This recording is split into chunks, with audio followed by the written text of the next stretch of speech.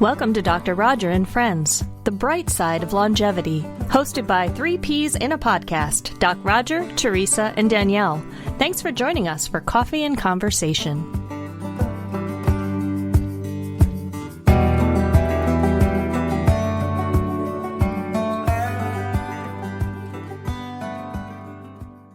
Cathy Richards is a best-selling author and the owner of Inspiring Vitality. She is a lifestyle and wellness strategist who helps individuals and organizations maximize physical health, brain function, and energy levels. Cathy has experience in both corporate wellness and senior wellness, a master's in exercise physiology, and over 20 years of experience as a wellness coach. In 2019, she authored the Amazon best-selling book, Boom, 6 Strategies for a Longer, Healthier Life. She has been featured on numerous TV news stations and print publications and delivers motivational keynotes for business conferences, executive retreats, and senior living organizations.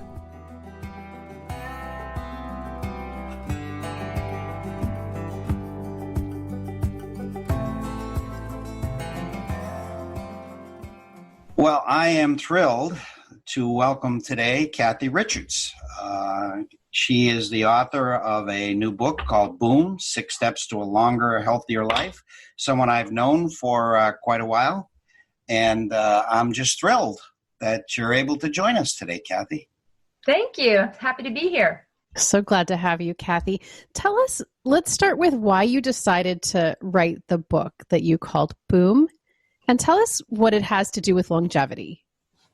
Well, I have worked in wellness, both in a corporate wellness and also in a senior wellness setting. And one of the things that I like to do is work with people who have struggled to involve exercise or other healthy habits into their daily lives.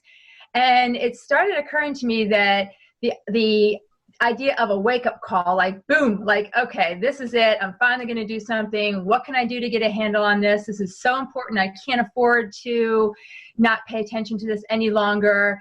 And, you know, the visual on the cover of my book is of an explosion of color. And so since I've worked in senior living so long, people think that I meant boom as boomer. And that can be a dual message, because when I am speaking to a boomer audience, of which obviously there's quite a few who are at a stage where they want to start paying more attention to their health. It certainly applies, but it's so much broader than boomers. It really is about a wake-up call. And also, have you ever heard the phrase, boom, done? Like, okay, here it is, it's done. So part of that message is that it's not that hard. There's some simple things that we can do that can have significant benefits for your overall health. Yeah, well, again, that word, the fact that it means different things, but it does mean something to different generations, I think reflects, what is probably one of the major assets and defining characteristics of your book, Cathy, and that is that it is an intergenerational audience that can benefit from reading this book. And your whole approach, that it's never too early and it's never too late. I just love that approach. How did you come by that, and how is that working for you? Oh, it's working great, because it is the perfect phrase that shows the intersection between my work in corporate wellness and my work in senior wellness. So I was with Marriott for 15 years in corporate wellness, and the people I worked with there, they were busy, they were stressed. They said things to me like, look, you work in fitness, so you really want to do a good job with fitness, but I just want to do the bare minimum. Can you tell me the bare minimum I can do just to be a little healthier? And they would say it sheepishly, and I would tell them, no, that's a great goal. And so I would help them with kind of minimalist programs. And then when I got to senior wellness, and I realized, the people in the retirement communities I was working with, average age of 85, had the same issues. They were stressed perhaps with family relationships. Maybe they weren't working anymore, but they still had things weighing on them. They still felt that they weren't really fitting in fitness. And they also sometimes felt like, it was too late for them, and why change their habits now? So I really started focusing on the fact that even if you're 85, there are things you can do that can make a significant difference in your life. And you can totally improve your fitness, your cognitive wellness, your everything else, even if you don't even start a thing until 85. But if you start earlier, like that corporate audience, you can really impact your aging, and you're already working on your quality of life at 85. So I started using this phrase after I worked with seniors when I was doing my corporate seminars. I would go back to my corporate audiences and I would say, what type of 85-year-old do you want to be? Right. And I would say, because you're working on it right now. What you're doing now in these decades, they're going to fly on by. Next thing you know, you're going to say, how on earth did I get to be this age? And you think that at every age. You don't understand how you got that old. I felt that way for the first time at 25. I thought, oh my goodness, how am I already 20? How am I this old? That felt old. And then, of course, when I was 35, 25 wasn't old anymore. And it happens every darn decade, right? Yeah. So Francis Bacon said, I consider someone old who's 15 years older than I am. There you go. That's the definition of old, And it's right? a moving target. Well, some young people probably say, when you ask them what kind of 85-year-old do you want to be, they'll say what? 85? I haven't been thinking about it, but you're making them. So congratulations on that. Thank you. Okay, so we all get really busy, and exercise is the first thing that a lot of people, discard. So can you offer some tips people who maybe want to work a little fitness into their day, but maybe they don't have time to change and go to the gym? What would you recommend?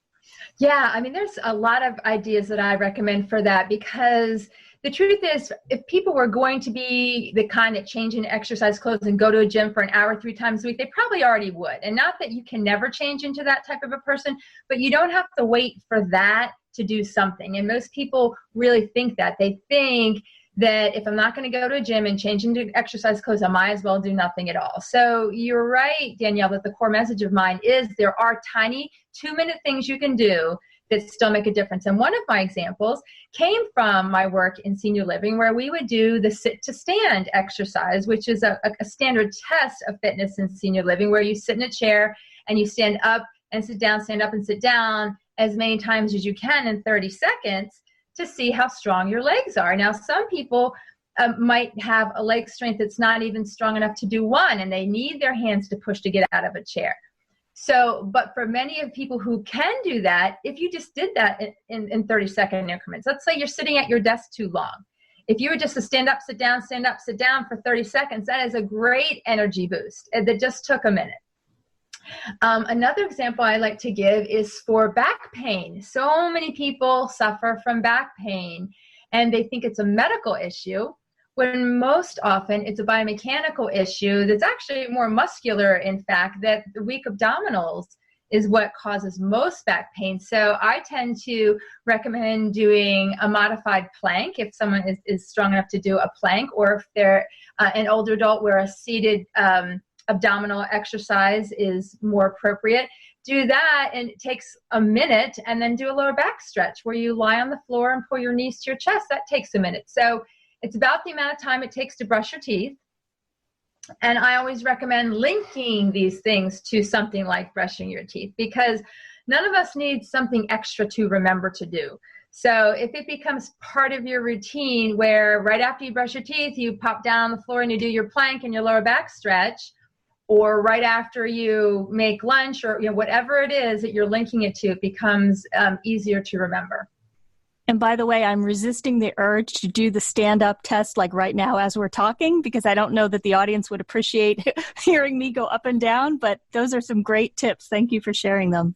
You're welcome. I typically do it while I'm saying it. I was resisting the urge too, because I was going to think I'm demonstrating, but no, it's not. That wouldn't come across. Cathy, you just mentioned some great ways to add movement. And sometimes it's not about fitness or exercise, right? It's just about moving more. And that's a great way to think about it. Tell us the impact of just adding movement into life, not only the impact on fitness, but on every aspect of life. I'm glad that you asked that, because on the appendices, one of the appendices of my book is 68 Reasons to Exercise. And and I wrote that list years ago from the top of my head without pulling out any resources whatsoever. It was just those things. There are way more than that. So when you're not even thinking about fitness, there's reducing stress, decreasing your risk of illness like cardiovascular disease and diabetes and cancer, improving your immune system, which is really important right now when we're thinking about our risk for for getting sick with just a flu or a cold or the coronavirus, right? I mean, it helps our joints work better. It helps relieve depression. It helps us prepare for surgery better. It helps you sleep better. It helps your brain function better. So I could literally go on and it would get to the point of boring you. Yeah, and these days, improving immunity is one of them, and that's a big one these days. That's a very hot item, and you mentioned in your book how it significantly affects brain function and cognition. Mm-hmm. And these are things I think that people frequently don't associate with movement, and very well should.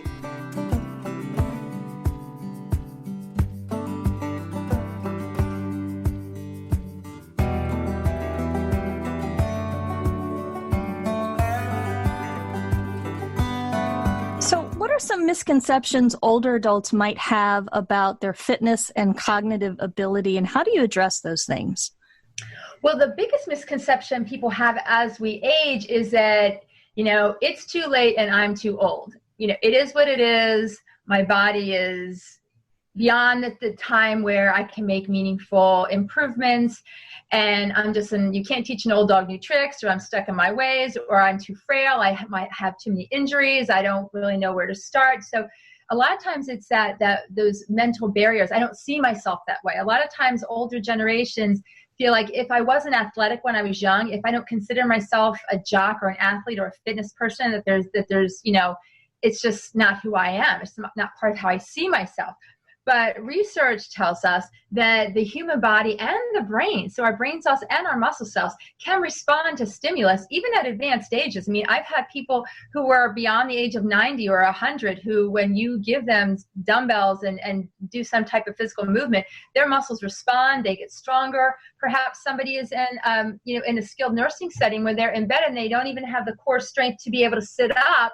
Doing exercises with them can get to the point where they can sit up, which improves their quality of life. Same thing with the brain. Neuroplasticity is a hot word out there. And we used to think that the brain cells, weren't going to regenerate themselves later in life. And we know now that they do. So Cathy, how do you think ageism impacts older adults' ability to achieve their overall potential? I do think that the term ageism, when you think about that, it's not just how society views older adults or views all of us as we age, it's also how we view ourselves. So when we think about how we view ourselves and what we think is possible or impossible, and I like to say that once we think something's impossible, we don't try anymore. We just it's just off the table, and so we want to give ourselves those possibilities back. And I also like to tell one other quick little story that I actually opened my book, the first chapter, with a story about my son Jeff, who's currently at Purdue. And when he was in high school, he was a mess organizationally. Everything was always not in the right folder, and he just was unorganized. And when I would try to get him to be organized, he would say, "Mom, that's future Jeff's problem." Okay. And so everything was about future Jeff. And I would plead with him, please, future Jeff would really appreciate you doing something now. And so I really have taken to applying that same concept to wellness. Like, let's think about our future self. Like, don't make your health at 85 your future self's problem. Or if you are 85 right now, your 100-year-old self. I mean, think about you as a centenarian and see what you would be passing down to your family. And I think one of you mentioned early on that my book is an intergenerational book because I want people to think about their wellness with their families. I want you to think about the example you're setting for your kids. I want you to think about, a lot of people are thinking about whether the kids are going to have to take care of them, and if you are already helping to care a little bit for a parent, it makes you think, well, wait a minute, I got college age kids.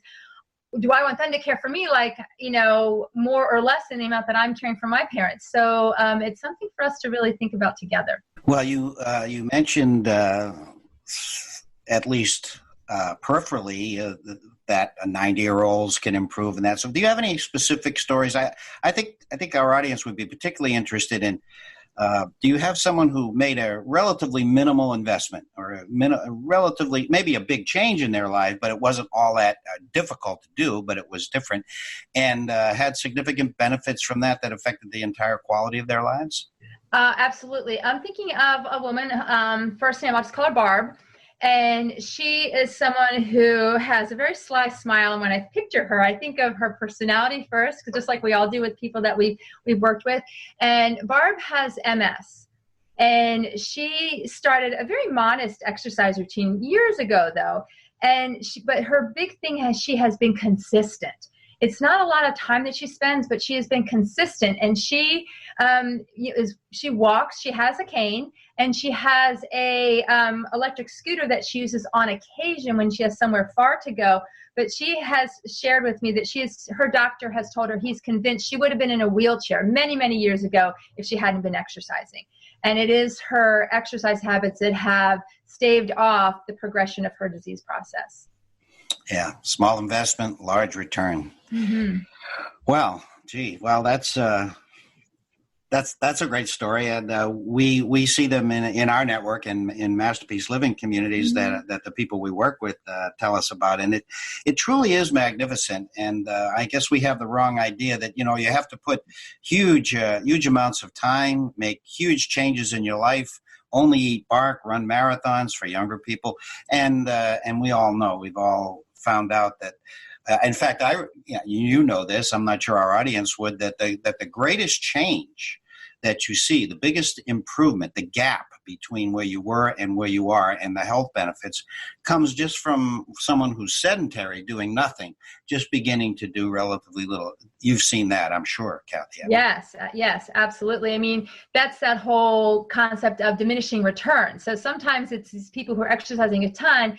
They could increase what they're doing and only get a little more fit, but it's that beginning, going from zero to something where the return on your investment of time is really the most noticeable.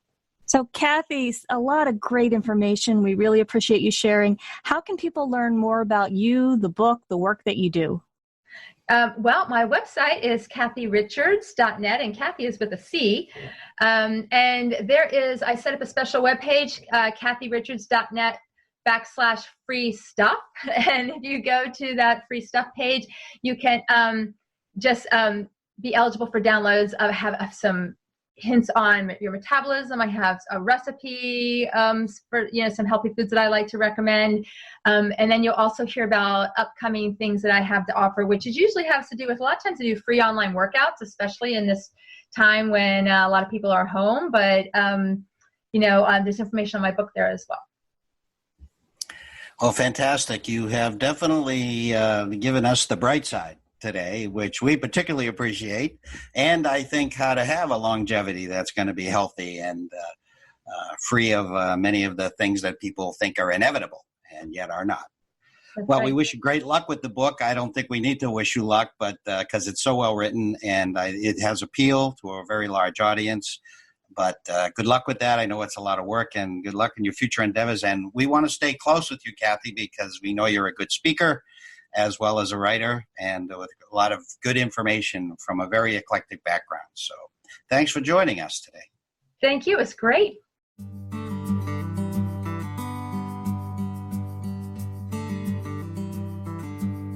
We hope this podcast is a source of inspiration.